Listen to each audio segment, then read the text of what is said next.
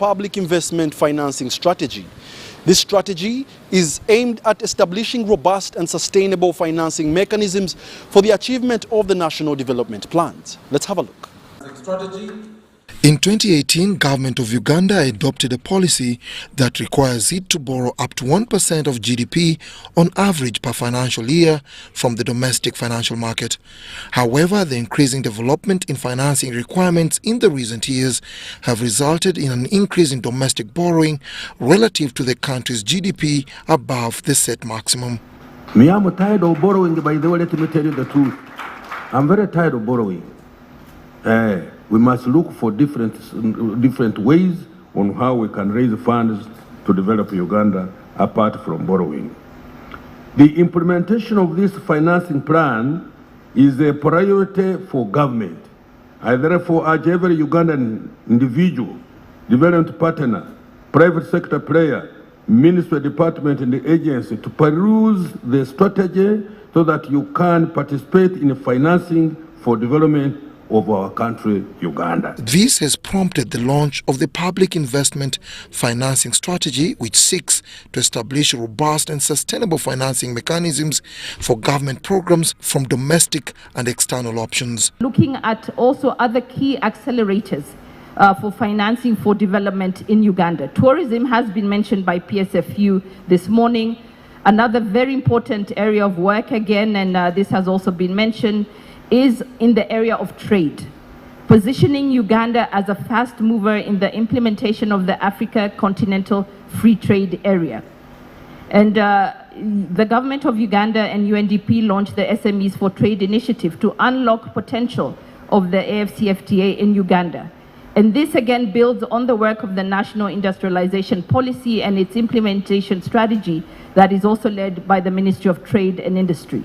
The approach also provides a platform for collaborations between government and the private sector. So basically, the development partners remain committed to support the governmental institutions led by the Ministry of Finance, Planning, Economic Development. The public investment financing strategy comes at a time when the growth of global economies is constrained and thus resulting in huge budgetary deficit and the need to borrow more to bridge the gap.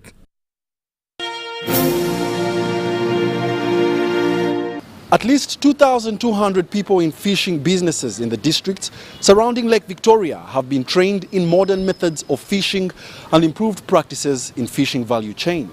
The exercise has been conducted by GIZ. This training of 1 year concentrated on vulnerable households and communities, artisanal fishers and small and medium-sized enterprises in the fisheries sector. The GIZ and partners working with fishery groups empowered at least 2,200 members in the value chain and modern fishing practices. Embedded knowledge into these entrepreneurs, and it will help them to do better business, have a bit more income and have a better livelihood. More active in terms of being legal in fisheries, don't do illegal fishing and don't do dynamite fishing and such things, to give people a reason, to let's say obey the legal aspects.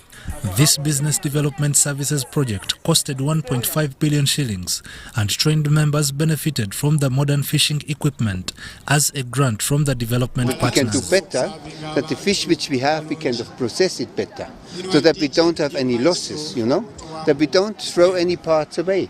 We have learned today you can make sausages, or the bones of the Nile perch you grind, you have a fish powder, which you can use. Drying racks is a modern hygienic method of drying fish, and with this project, groups are empowered on how to adapt in order to harvest fish even during off-season. We bring muken and we put on these racks, and then it gets dry. We sell at a high price, instead of putting down, as you see there. The training comprised of value addition, where groups are skilled on primary processing of fish to boost incomes and basic financial management. Fishers surrounding Lake Victoria decried of the current regulations which prohibit them from using solar lamps, which are cheaper and less risky. People who feel they are engaging in illegalities because they cannot afford the illegal gears, the illegal boat and the illegal engines, because they think their income is too low for them to invest. Because for you to have a boat of 28 feet, you need about 2 million. For you to have an engine of say 9 horsepower, you need around 12 million. The project of training fishers was effectively implemented for 14 months in 15 fishing districts surrounding Lakes Victoria and Choga. Abdunasir Lobwama compiled this report.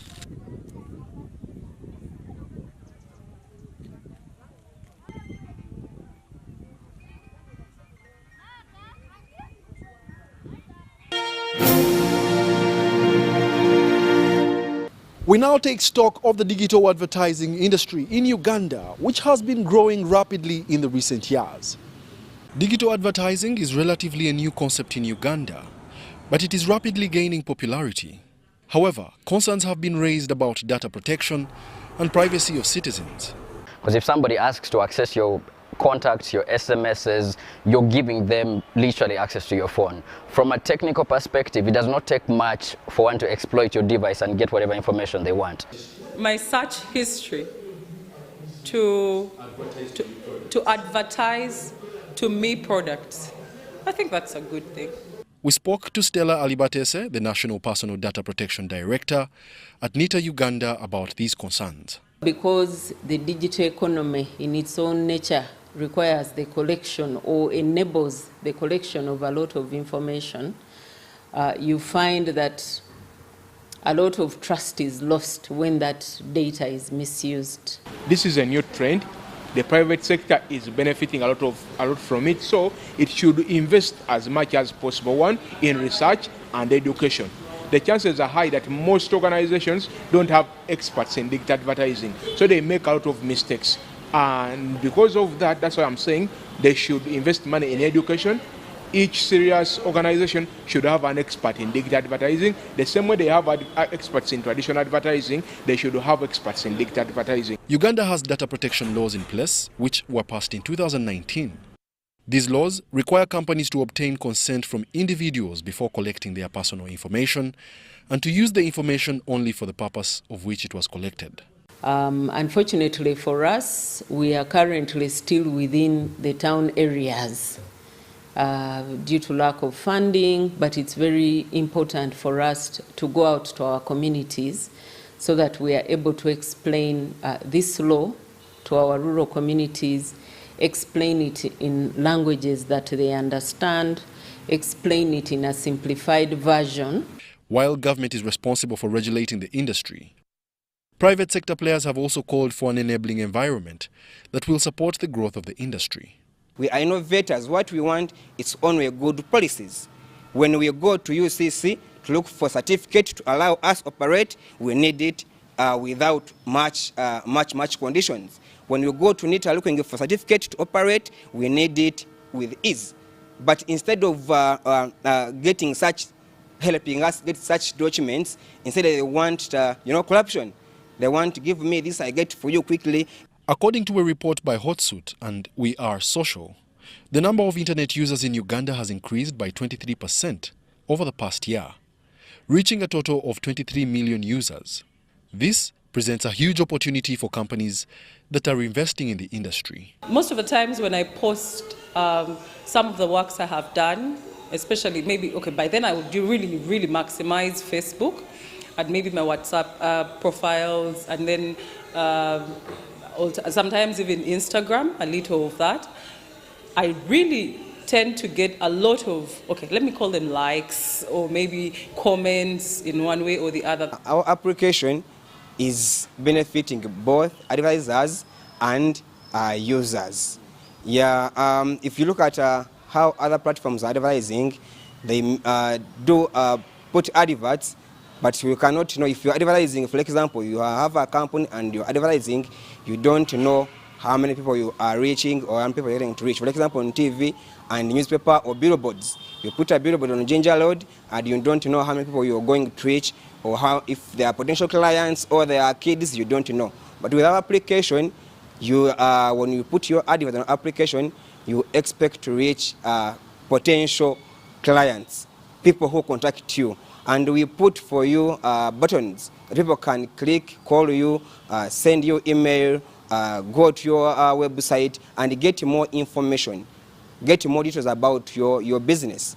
So we give you many options. According to the Uganda Communications Commission's advertising standards, digital marketing falls under interactive advertising, which allows the viewer or listener of an advert to supply information to an advertiser via a return path, but should be warned by the advertiser with appropriate means that they are about to enter a commercial interactive environment not governed by the regulator. Digital advertising is very good, digital advertising is very key, but we should all know that in the country we are in, digital advertising can't run alone. You can't say I'm only going to do digital advertising and I'll be very successful. You must do multimedia advertising that is strong on digital, strong on traditional. What I'm saying is, don't only put adverts on social media and say, in Chikubye, I'll be very successful. Beyond digital media, beyond TV, beyond radio, beyond print. WADULO, Mark Arnold, UBC News in Kampala.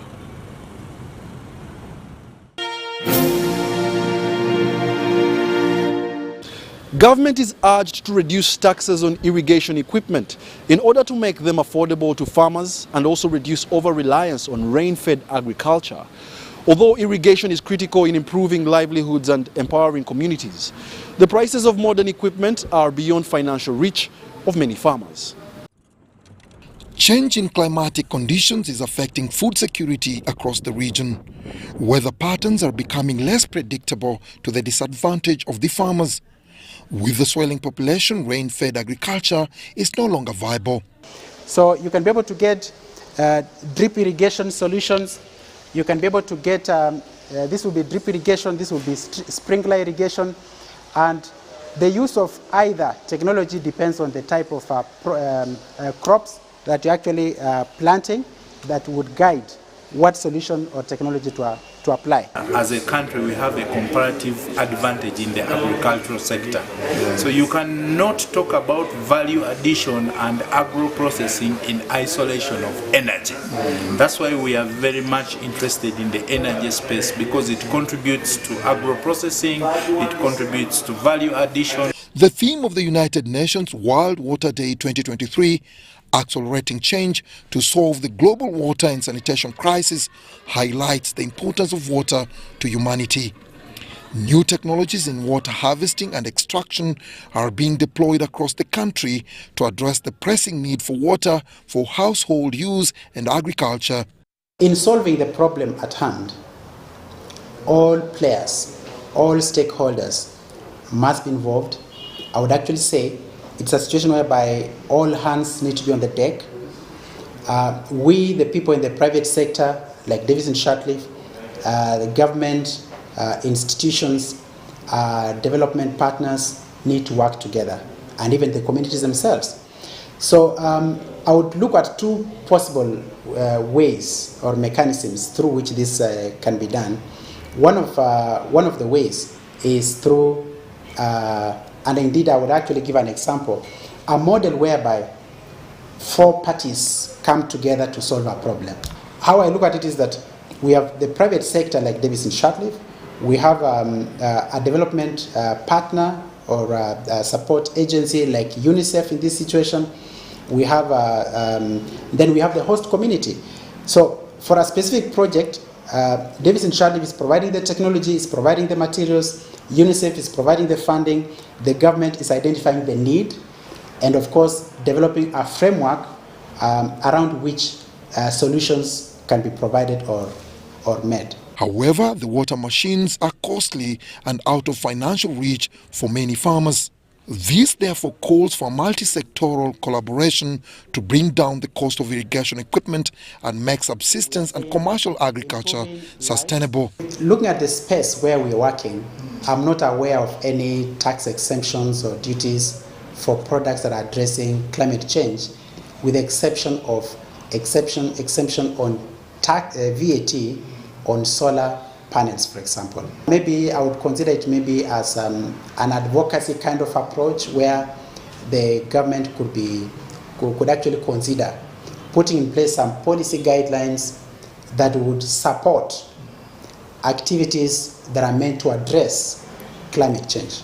The United Nations Sustainable Goal 6, which is anchored on ensuring availability and sustainable management of water and sanitation, is well off track and is likely not to be achieved by most sub-Saharan countries, among them Uganda.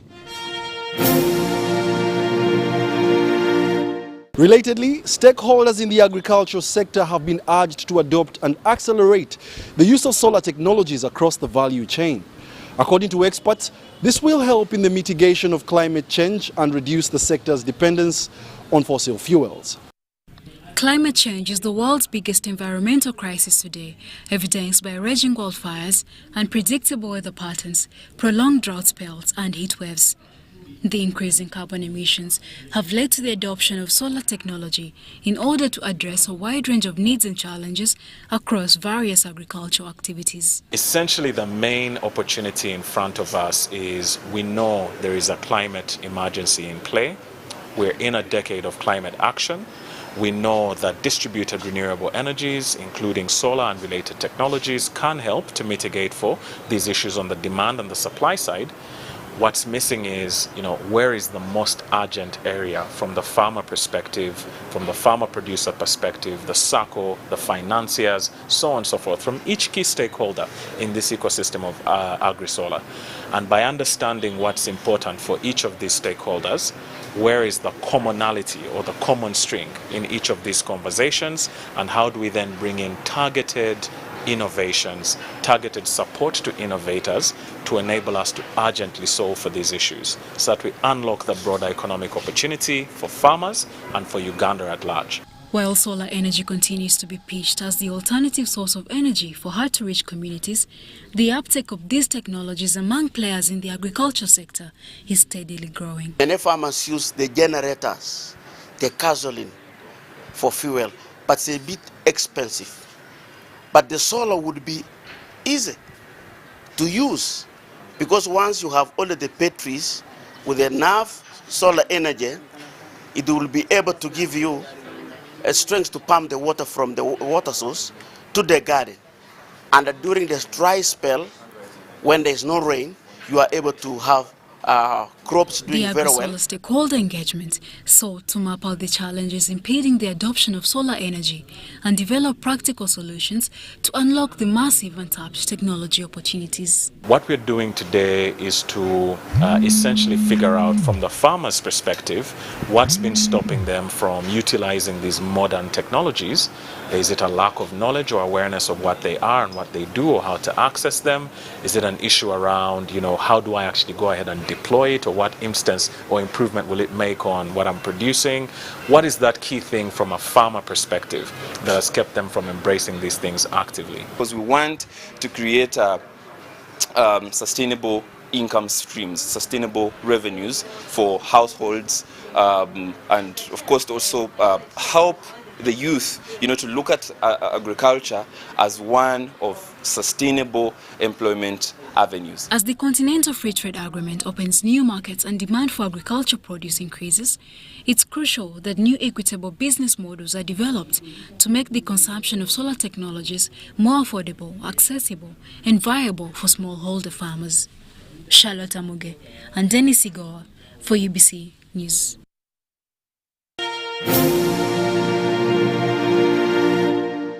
Enterprise Uganda and Absa Bank have signed a memorandum of understanding that seeks to offer MSMEs business development services and financial literacy skills. The Entrepreneurship Empowerment Initiative will cover 9 districts in a period of not less than 3 years. The partnership will see over 1,000 micro, small and medium enterprises from Jinja, Mbale, Lira, Arua, Hoima, Fort Portal, Mbarara, Masaka and Kampala empowered to boost their entrepreneurship awareness, business growth and sustainability. Very excited about the impact that this is going to have on the SMEs that we shall be touching. as we embark on the upcountry, on the upcountry journey. And just to talk briefly about that, most of the programs that that institutions tend to run, they focus around Kampala, and the upcountry towns tend to get left out. So the focus for this partnership is really going to be for the entities that are currently doing business, upcountry. This initiative comes at a time when most MSMEs in the country that were adversely affected by the COVID-19 pandemic are struggling to return to profitability and thrive. This intervention is so timely because they need this support. They need to be supported to begin to reposition their businesses and, capitalize. They're looking for financing. They're looking at everything has changed within the businesses. So it's a time where businesses are just recovering. And so this is really very, very critical for our businesses to be able to help them to grow, because a number of them are struggling. Very few came out strong out of these sectors that were not disrupted. Maybe the food sector, a few sectors were not that disrupted, but a number of sectors were actually totally disrupted, and they're just struggling to come in. So I think that this is very timely. SMEs remain Uganda's engine of growth. Over 2.5 million people, accounting to approximately 90% of the entire private sector and generating over 80% of the manufactured output that contributes 20% of the GDP. Government is focusing on mainstreaming and delivering mass business development services to micro, small and medium enterprises. So what we are doing is in alignment with government policy, and I think we need to applaud the bank for actually supporting government in driving that agenda. The two entities commit to providing businesses with critical advisory services to upskill them for success. Dennis Igoa for UBC Business.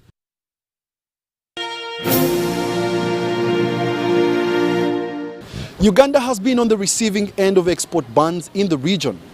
Our Business Roundup team sought the view of various business community members on what should be the immediate course of action in case it happens again. In the recent years, Uganda has been on the receiving end on ban on its exports to regional market. Today we are in a shortfall, so there is aflatoxin in the maize of Uganda.